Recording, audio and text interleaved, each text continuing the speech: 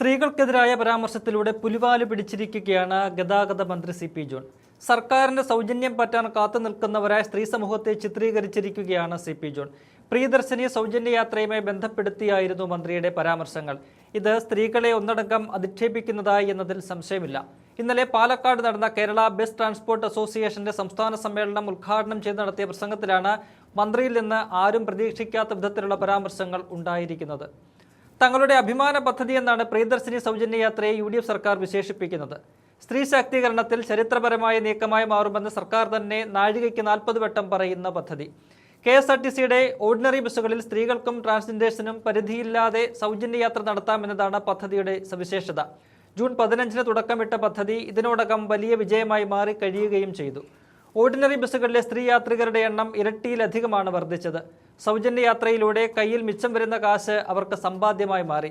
ഇത് ചൂണ്ടിക്കാട്ടി മുഖ്യമന്ത്രി ഉൾപ്പെടെ അഭിമാനം കൊള്ളുന്നതിനിടയിലാണ് ഗതാഗത മന്ത്രിയുടെ വക ഒരു റെഡ് സിഗ്നൽ വന്നിരിക്കുന്നത്. കേരള ജനതയുടെ പെരുമാറ്റം തന്നെ അതിശയിപ്പിക്കുന്നു എന്ന് പറഞ്ഞാണ് വിവാദ പ്രസ്താവനകളിലേക്ക് മന്ത്രി കടക്കുന്നത്. തുടർന്ന് മന്ത്രി പറയുന്നത് ഇങ്ങനെയാണ്: ബസ്സിന് കാശില്ലാത്ത സ്ത്രീ സ്വകാര്യ സ്കൂളിലേക്ക് കുട്ടികളെ വിടുന്നു. ഗവൺമെന്റ് സ്കൂളിൽ സീറ്റ് ഒഴിഞ്ഞു കിടക്കുകയാണ്. ഗവൺമെന്റ് സ്കൂളിലേക്ക് കുട്ടികളെ വിടുന്നതിന് പകരം ഫീസ് കൊടുക്കേണ്ടാത്ത പ്രൈവറ്റിൽ പോലും വിടാതെ ഫീസ് കൊടുക്കേണ്ട സ്കൂളിലേക്ക് വിടുന്നു. ആശുപത്രിയുടെ കാര്യം വരുമ്പോൾ ഇതേ സ്ത്രീ തൻ്റെ അച്ഛനെയും ഭർത്താവിനെയും കൊണ്ട് സർക്കാർ ആശുപത്രിയുടെ വരാന്തയിൽ കിടക്കുകയാണ്. പൊതുജനാരോഗ്യം, പൊതുഗതാഗതം, പൊതുവിദ്യാഭ്യാസം, ഈ 3 കാര്യങ്ങളിൽ കേരളത്തിലെ ജനങ്ങളുടെ പെരുമാറ്റം എന്നെ അതിശയിപ്പിക്കുകയാണ്. ബസ് വന്നാൽ കാശ് കുറഞ്ഞ ട്രാൻസ്പോർട്ടിൽ തള്ളിക്കയറും. എന്നാൽ തൊട്ടപ്പുറത്ത് കുട്ടികളെ ചേർക്കുന്നത് ഫീസ് കൊടുക്കുന്ന സ്കൂളിലാണ്.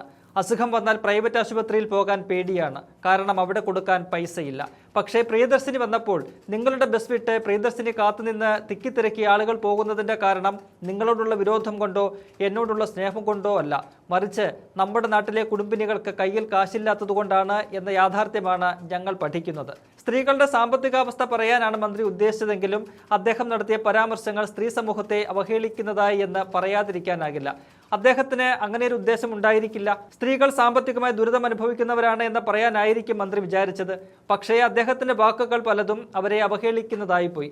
സർക്കാരിന്റെ സൗജന്യം പറ്റാൻ മാത്രം സ്ത്രീകൾ ഉത്സാഹം കാണിക്കുന്നു എന്നതാണല്ലോ പറഞ്ഞതിന്റെ അർത്ഥം. ഈ സൗജന്യങ്ങളൊക്കെ സർക്കാരിന്റെ ഔദാര്യമല്ലല്ലോ, ജനങ്ങളുടെ അവകാശമല്ലേ. പ്രിയദർശിനി പദ്ധതി ഉദ്ഘാടനം ചെയ്ത് മുഖ്യമന്ത്രി VD സതീശൻ നടത്തിയ പ്രസംഗത്തിൽ പറഞ്ഞത് എന്താണ്?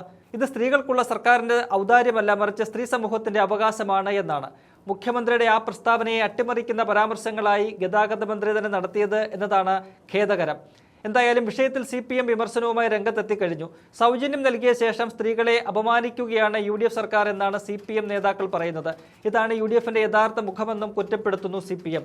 എന്തായാലും വിഷയം വിവാദമായതോടെ മന്ത്രി വിശദീകരണവുമായിട്ട് രംഗത്തെത്തിയിട്ടുണ്ട്. ഇന്ന് മാധ്യമങ്ങളെ കണ്ട മന്ത്രി തന്റെ പ്രസംഗത്തിൽ വിശദീകരണമായി പറയുന്നത് സ്ത്രീകളുടെ ദരിദ്രാവസ്ഥയെക്കുറിച്ച് ആണ് താൻ പറഞ്ഞത്. അത് എടുത്തു കാണിക്കാൻ വേണ്ടി നടത്തിയ ചില പരാമർശങ്ങളാണ്, അല്ലാതെ സ്ത്രീകളെ അവഹേളിക്കാൻ താനൊന്നും പറഞ്ഞിട്ടില്ല. ഒപ്പം തന്നെ തൻ്റെ പ്രസ്താവന മാധ്യമങ്ങൾ വളച്ചൊടിച്ചു എന്നൊക്കെയുള്ള സാധാരണ സ്വാഭാവികമായിട്ടും ഒരു രാഷ്ട്രീയ നേതാവും മന്ത്രിയൊക്കെ തന്നെ നടത്തുന്ന ഒരു പ്രതികരണമാണ് അദ്ദേഹം ഇന്ന് നടത്തിയിരിക്കുന്നത്. എന്തായാലും അദ്ദേഹത്തിൻ്റെ പ്രസ്താവന ഇതിനോടകം തന്നെ വലിയ വിവാദമായി കഴിഞ്ഞിട്ടുണ്ട്. അത് UDF സർക്കാരിന് വലിയ തലവേദനയെ മാറും എന്നതിലും സംശയമില്ല.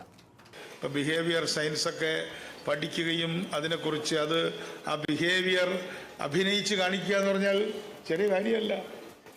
ഒരു പാവപ്പെട്ടവനായിട്ട് പണക്കാരൻ അഭിനയിക്കുന്നു, അല്ലെങ്കിൽ പരമദരിദ്രനായിട്ട് അഭിനയിക്കുന്നു. അഭിനയം എന്ന് പറഞ്ഞാൽ ചെറിയ കാര്യമല്ല. പക്ഷേ എനിക്ക് മനസ്സിലാവാത്തൊരു ബിഹേവിയർ എന്താന്ന് പറഞ്ഞാൽ, ഈ ബസ്സിന് കാശില്ലാത്ത സ്ത്രീ സ്വകാര്യ സ്കൂളിലേക്ക് കുട്ടികളെ വിടുകയാണ് അല്ലേ?